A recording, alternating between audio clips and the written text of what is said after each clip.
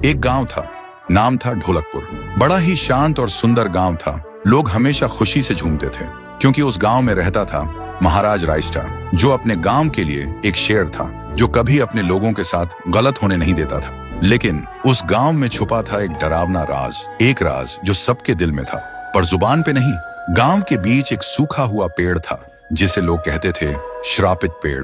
ना कोई उसके पास जाता, ना कोई उससे आंख मिलाता। हर पूर्णिमा के अगले दिन उस पेड़ के नीचे एक लाश मिलती थी। लोग कहते रात में कोई आता है और लाश छोड़ जाता है, लेकिन कभी किसी ने कुछ देखा नहीं और देखता भी कैसे। जो देखता वो अगले दिन पेड़ के नीचे होता था।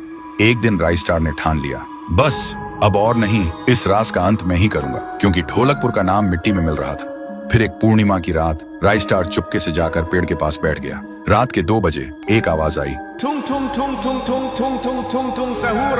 और फिर वो पेड़ भूत में बदल गया। वो भूत कुछ अजीब सा था, एक भयानक शैतानी हंसी वाला चेहरा, आंखें बड़ी बड़ी। वो पेड़ चल के एक घर के गेट को जोर जोर से खटखटाने लगता है। तभी एक आदमी डर के मारे आवाज सुन के बाहर निकलता है। वो भूत अपने लकड़ी जैसे हाथ से एक ऐसा थप्पड़ मारता कि उसकी सांस वहीं थम जाती है और उसी जगह उस लाश को ले जाता है और वापस फिर से पेड़ बन जाता था। देखते ही रायस्टार का दिल कांप जाता है, पर वो कुछ बोलता नहीं।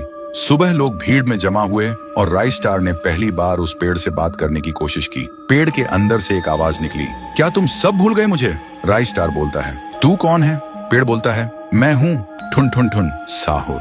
एक वक्त था जब मैं भी इस गांव का एक प्यारा सा बच्चा था, लेकिन 100 साल पहले मुझे इसी पेड़ से रस्सी बांधकर उल्टा लटका दिया गया, गांव वालों की आंखों के सामने, और मेरी मौत को तमाशा बना दिया गया, सिर्फ इसलिए क्योंकि मैंने एक राज देख लिया था जो लोग छुपाना चाहते थे। और उसी पल से मेरी रूह इस पेड़ से जुड़ गई।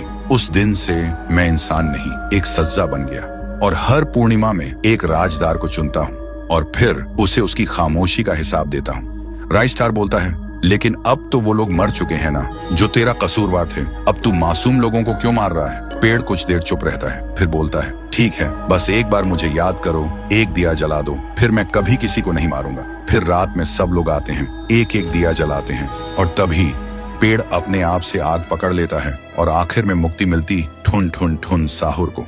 उस दिन के बाद गांव में कभी कोई लाश नहीं मिली। हर पूर्णिमा में लोग एक दिया जलाकर उसकी यादों को जिंदा रखते हैं, क्योंकि अगर भूल गए तो सपने में एक आवाज सुनाई देती थी, Tung tung tung tung tung tung tung tung tung सहूर।